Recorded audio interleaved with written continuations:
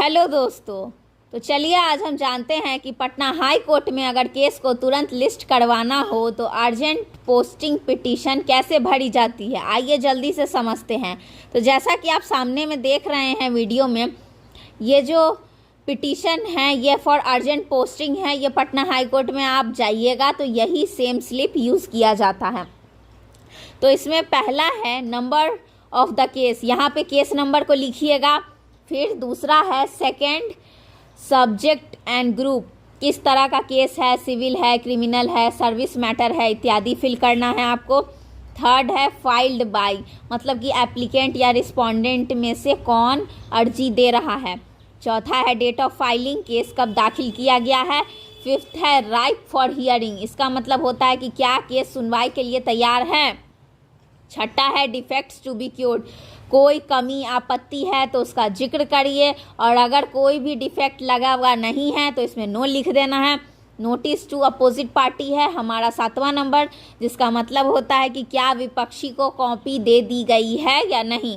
अब 8वां है reason for urgent posting, ये सबसे महत्वपूर्ण पॉइंट है। इसको हम पैराग्राफ में लिखते हैं कि जैसे अरेस्ट का खतरा है, मान लीजिए क्रिमिनल केस है, तो अगर सर्विस रिलेटेड मैटर है तो हम लिखेंगे कि हमें सैलरी नहीं मिल रही है, केस इतने दिन से लिस्टेड है कॉज लिस्ट में, लेकिन ये कई साल से केस चढ़ नहीं पा रहा है, बस लिस्ट में ही आ रहा है पर सुनवाई नहीं हो पा रही है। या फिर अगर आपका कोई फंडामेंटल राइट वॉयलेट हुआ है तो उससे प्रभावित होकर आप लिखिएगा। 9वां है कि व्हेन पोस्टिंग डिजायर्ड, आप केस को कितना जल्दी लिस्ट करवाना चाहते हैं आप ये लिखेंगे।